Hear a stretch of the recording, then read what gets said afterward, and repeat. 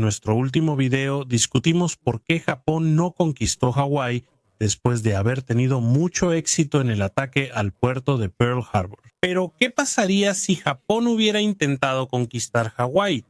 ¿Cómo se desarrollaría esa historia? ¿Vamos a matar esa curiosidad?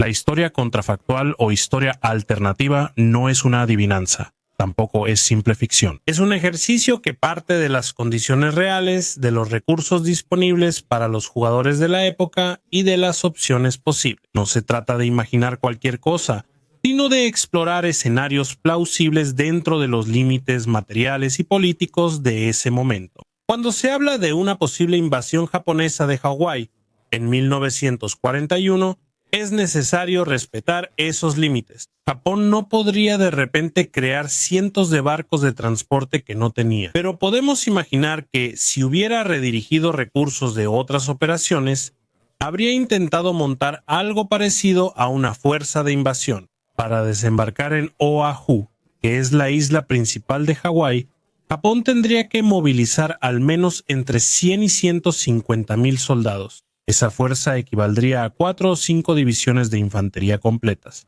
con unidades de infantería, artillería, blindados ligeros, ingeniería y también logística. El embarque de esas tropas requeriría entre 200 y 300 barcos de transporte, además de escoltas adicionales. La fuerza de cobertura no podría ser solo la Kido Butai. Sería necesario añadir al menos de 6 a 8 acorazados para realizar el bombardeo costero en el área de invasión, además de contar con más cruceros y destructores para proteger los convoyes. El riesgo de un contraataque estadounidense sería constante, exigiendo vigilancia permanente por parte de los japoneses. El elemento sorpresa que funcionó en el ataque aéreo difícilmente se repetiría en una operación anfibia. Mover cientos de barcos por miles de kilómetros de océano difícilmente pasaría desapercibido. Supongamos que, a pesar de las dificultades, la flota japonesa lograra acercarse a Oahu en condiciones de realizar un desembarco. Las playas de la isla, especialmente Waikiki y otras áreas más planas, serían los puntos probables para la acción. El desembarco recordaría, en una escala menor, la futura invasión de Normandía. Tropas japonesas en barcazas improvisadas avanzarían hacia la arena bajo el fuego de la artillería costera estadounidense, ametralladoras Browning, cañones de 127 milímetros y piezas antiaéreas adaptadas para tiro terrestre defenderían esos accesos. Tanques japoneses como el tipo 95 Hagou, que era un carro ligero con cañón de 37 milímetros, y también el tipo 97 Chiha, que era un carro medio con cañón de 57 milímetros, serían desembarcados para apoyar a la infantería. Sin embargo, esas máquinas eran bastante vulnerables contra las armas antitanque estadounidenses y tendrían muchas dificultades en el terreno accidentado de esa isla. La batalla inicial, sin duda, sería sangrienta. Los japoneses podrían conquistar las cabezas de playa, pero con un número bastante grande de bajas. El número de bajas en las primeras 48 horas podría ser comparable al de operaciones como Guadalcanal o incluso Normandía, porque sin la ventaja logística aliada podemos esperar que los japoneses sufrirían bastante. Si lograran avanzar más allá de las playas, los japoneses enfrentarían batallas urbanas y, en terreno elevado, Honolulu y otras áreas habitadas servirían como campos de resistencia para los estadounidenses. La geografía de Oahu beneficiaba al defensor. Las carreteras de la isla eran muy estrechas, con cadenas montañosas y áreas de bosque a ambos lados del camino, lo que dificultaba mucho el avance mecanizado. La guarnición estadounidense, aunque sorprendida, tendría la moral para luchar hasta el final. El impacto del ataque aéreo se convertiría en una resistencia obstinada de las tropas y esos soldados podrían retirarse a posiciones defensivas preparadas y prolongar el combate, que ya era bastante costoso para los japoneses. También es plausible suponer que, después de días de batalla, los japoneses lograran ocupar partes de la isla, incluida la base naval de Pearl Harbor. Pero la victoria hasta ese punto sería parcial y costosa. Conquistar Hawái sería solo el primer paso. Mantener Hawái sería el verdadero desafío. Para controlar Oahu, Japón necesitaría dejar una guarnición mínima de 40 a 50.000 soldados. Esa fuerza tendría que vigilar a una población de aproximadamente 400.000 habitantes, que era el número de habitantes de Hawái en 1941, además de administrar prisioneros de guerra estadounidenses que llegan a la cantidad de unos 50.000 hombres. Además de la infantería, sería necesaria una fuerza aérea estacionada en la isla con 200 a 300 cazas cero para defensa aérea y también 100 bombarderos medianos para patrulla oceánica. Las pistas capturadas en Hickenfield y Willerfield podrían ser utilizadas, pero requerirían reparaciones y suministros constantes de combustible y piezas. En el mar, sería indispensable mantener al menos 1 o 2 portaaviones cerca, además de cruceros y destructores para proteger los accesos a la isla. Submarinos basados en Pearl Harbor podrían reforzar ese esquema defensivo, pero recordemos que todo eso depende de combustible y piezas. Aquí reside el punto fatal de todo este escenario, la logística, porque Japón está situado a 6.500 kilómetros de Hawái y mantener a esos 50.000 hombres, cientos de aviones y una flota en el lugar requeriría convoyes mensuales con decenas de barcos cargados de suministros. Esos convoyes cruzarían un océano que rápidamente se volvería un territorio terriblemente hostil para los japoneses, porque los submarinos estadounidenses, que aún eran pocos en 1941, aumentarían en número y eficiencia muy rápidamente a lo largo de 1942. Con el tiempo, la ruta Japón-Hawái se transformaría en un corredor de destrucción. Además, el combustible necesario para que la flota japonesa protegiera esos convoyes sería inmenso. Y aquí también encontramos una contradicción. Japón justamente necesitaba conquistar el sudeste asiático para garantizar su suministro de petróleo y desviar recursos para invadir Hawái significaría poner en riesgo la propia razón de la guerra. Incluso si Japón conquistara Oahu, Estados Unidos reaccionaría con una furia sin precedentes. La ocupación del territorio estadounidense sería vista como una amenaza directa al propio continente. La movilización industrial, ya inmensa después del ataque aéreo, sería aún más acelerada en este escenario alternativo. Entre 1942 y 1943, Estados Unidos lanzó decenas de nuevos portaaviones de la clase Essex, cientos de destructores y submarinos, además de miles de aeronaves. Una guarnición japonesa en Hawái estaría condenada a quedar aislada desde el primer día, bombardeada y eventualmente obliterada. Bombarderos de largo alcance pueden llegar a Oahu volando desde California. La Marina estadounidense, reforzada por la industria, organizaría una contraofensiva inevitable. Aún en un escenario alternativo en el que Japón conquistara Oahu,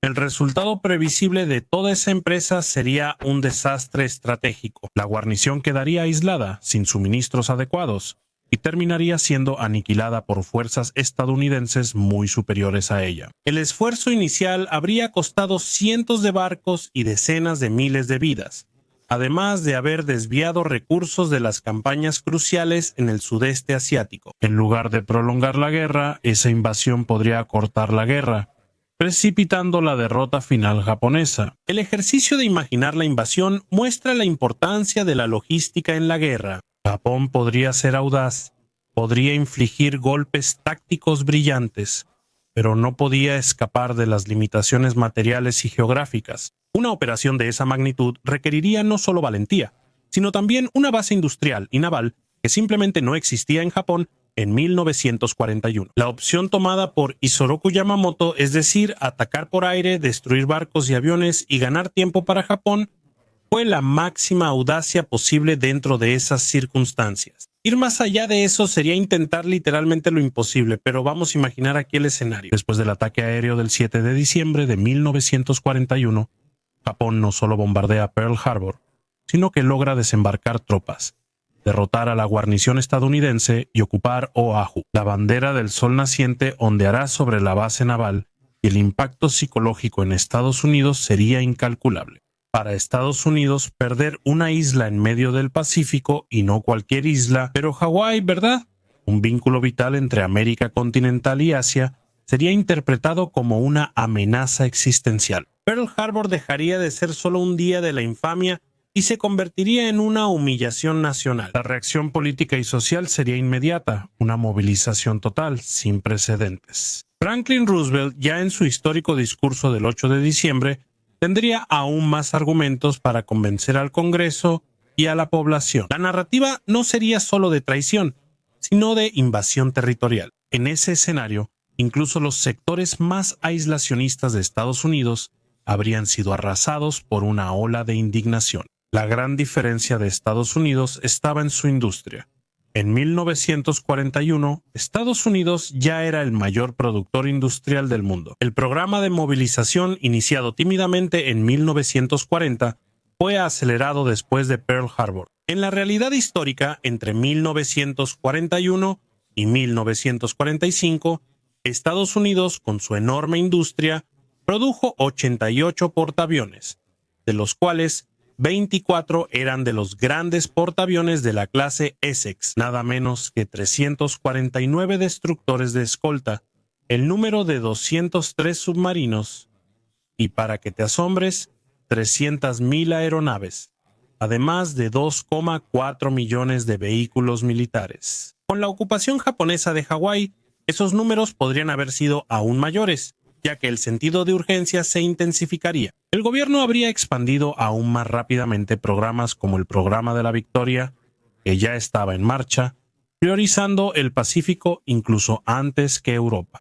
Uno de los primeros instrumentos de respuesta estadounidense sería la guerra submarina. Incluso en 1941, Estados Unidos ya contaba con una fuerza submarina bastante considerable, basada principalmente en Manila, Pearl Harbor y la costa oeste de Estados Unidos. Aunque enfrentaron problemas técnicos con los torpedos al inicio de la guerra, los submarinos estadounidenses pronto se convirtieron en armas formidables. Si Japón ocupara Hawái, los convoyes de suministro entre Yokohama y Honolulu serían objetivos prioritarios. Las largas líneas de comunicación, que cruzan miles de kilómetros de océano, estarían muy vulnerables. Con el tiempo, la industria estadounidense lanzaría decenas de nuevos submarinos, convirtiendo la ruta en un corredor de muerte para la navegación japonesa. En la Guerra Real, los portaaviones estadounidenses asumieron protagonismo tras la pérdida temporal de los acorazados. Batallas como la del Mar del Coral y también la de Midway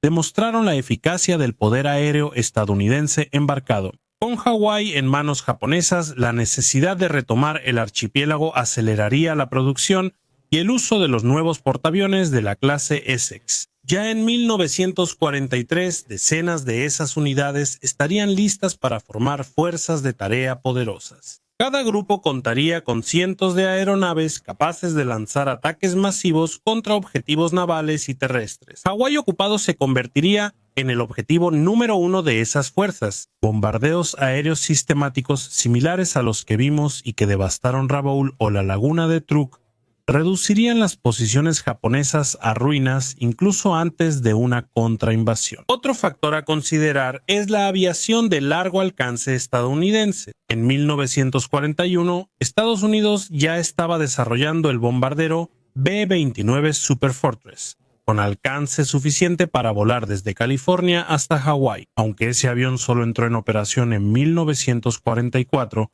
los modelos anteriores, como el B-24 Liberator, podrían ser adaptados para misiones contra Oahu. Así, incluso en 1942 y 1943, la guarnición japonesa en Hawái podría ser blanco de ataques directos provenientes del continente americano. La combinación de bombardeos aéreos y ataques navales transformaría la isla en un verdadero campo de batalla constante. La lógica estadounidense sería clara e inconfundible. Primero aislar, luego bombardear y por último reconquistar. Esa fórmula se aplicó en varias islas del Pacífico como Tarawa, Saipan, Iwo Jima y Okinawa. Con Hawái la escala sería aún mayor, pero el principio sin duda sería el mismo. Los japoneses aislados tendrían crecientes dificultades para recibir suministros. El hambre, la falta de combustible y la escasez de municiones minarían su capacidad de resistencia. Las defensas serían poco a poco neutralizadas por ataques aéreos y bombardeos navales. El paso final sería la anticipada contrainvasión norteamericana. Cuando la superioridad aérea y naval estuviera consolidada, Estados Unidos desembarcaría su inmensa fuerza de reconquista. Si comparamos con la operación de Okinawa en 1945, podemos tomarlo como referencia. Allí se usaron 1.500 barcos, transportando a 180.000 soldados que desembarcaron contra 100.000 defensores japoneses. El combate duró casi 3 meses y costó decenas de miles de vidas. En el caso de Hawái, los números serían similares o incluso mayores, porque Estados Unidos no escatimaría esfuerzos para recuperar una parte de su propio territorio. Una fuerza de entre 200 a 250.000 soldados podría ser movilizada apoyada por miles de aeronaves y cientos de barcos. Frente a esa avalancha inmaterial, la guarnición japonesa, por más obstinada que fuera, no lograría resistir. Es importante subrayar que el efecto que tendría la pérdida de Hawái en la opinión pública estadounidense sería inmenso. Pearl Harbor, el Real, ya provocó una profunda indignación, pero una ocupación territorial por parte del enemigo habría causado un impacto aún más intenso, comparable a una invasión del propio continente. El gobierno aprovecharía ese sentimiento para justificar la guerra total y medidas más estrictas de movilización económica y social. El reclutamiento masivo, los racionamientos, la conversión de la industria civil en militar, todo eso se habría acelerado mucho más. Todo el país se movería al unísono, decidido a recuperar Hawái a cualquier costo. Y en medio de todo eso hay un elemento adicional a considerar: el contexto global. En 1941, la Unión Soviética enfrentaba la invasión alemana y Gran Bretaña resistía a Alemania en Europa y el Medio Oriente. Ambos los aliados verían la ocupación japonesa de Hawái como una señal de agravamiento del conflicto. Es plausible que se hubiera establecido una mayor cooperación aún más temprano entre las tres potencias. El préstamo y arriendo para la Unión Soviética y para China podría haberse expandido mucho más rápido. El enfoque en la derrota de Japón podría haber ganado prioridad incluso sobre Alemania, al menos temporalmente. Independientemente de los detalles, el resultado previsible sería la derrota de Japón. Con el tiempo, la balanza de recursos se volvería abrumadora. En 1942, Estados Unidos ya producía más aviones de los que Japón podría alcanzar ni en sus sueños más salvajes. En 1943 esa diferencia se volvió abismal. Japón, con pocos recursos y dependiente de importaciones, no podría mantener una guarnición en Hawái. Aunque lograra prolongar la resistencia por meses o incluso años, el desenlace siempre sería el mismo: aislamiento, desgaste y destrucción. Si Japón hubiera ocupado Hawái en 1941, Estados Unidos habría respondido con una movilización total. La industria habría sido dirigida prioritariamente hacia el Pacífico. Submarinos, portaaviones y bombarderos habrían aislado a la guarnición japonesa y una contrainvasión masiva, apoyada por bombardeos incesantes, habría reconquistado Oahu en pocos años. El precio en vidas sería altísimo, pero el resultado también sería inevitable. Lejos de garantizar la victoria para Japón, la ocupación de Hawái solo habría precipitado su derrota, acelerando la participación estadounidense y transformando la isla en un Stalingrado del Pacífico, aún mayor que la batalla real de Manila. Comparte este video con tus amigos, suscríbete a la Sala de Guerra para no perderte nada más y yo me despido por ahora. Gracias de nuevo por tu audiencia y un abrazo desde la Sala de Guerra.